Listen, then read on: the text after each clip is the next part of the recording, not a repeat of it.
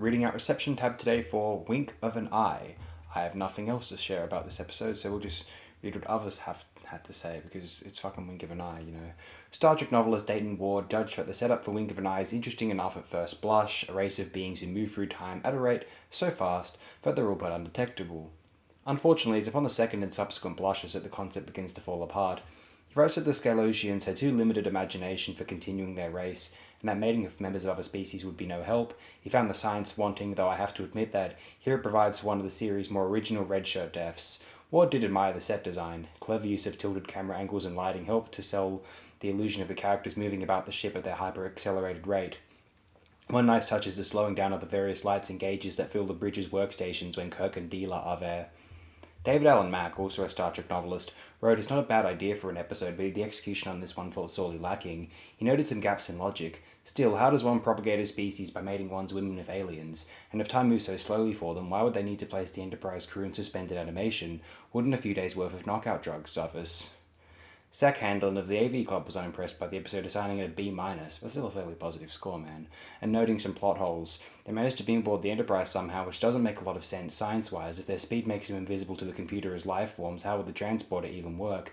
Especially since they get brought on without anyone on the ship realizing it. Handlin judges that the hook is clever, although the ep might have been stronger if it had spent more time focusing on the mystery and the danger that mystery represented, instead of dropping Kirk down the rabbit hole and spoiling the question so early on. He concludes, in a stronger season, I would have been a low spot, a perfunctory by-the-numbers programmer, which, while not embarrassing, wouldn't have made much of an impression.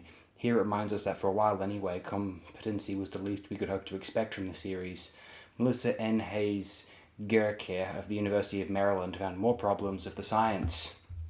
Unfortunately, the ramifications of the accelerated living just do not stand up under scrutiny. If a Scalosian stays in one place for a while, even just to have a protracted conversation, he should become visible, albeit briefly, to a normal person. We didn't see any indication that this could happen. Kirk fires his phaser at Deela, and she steps out of the way because the beam is moving so slowly. This is patently ridiculous. Phaser beams travel at the speed of light, and no object with mass can travel faster than that. From a practical perspective, how do the ship's doors know to open for the Scalosians when the ship's sensors cannot detect them? How can the Scalosians flip and slide switches like the transporter controls that are not designed to move so quickly without breaking them?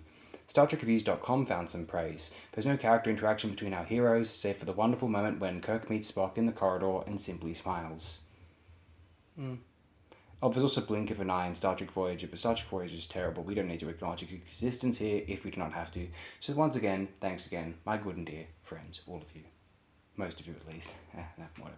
Thanks again, I says.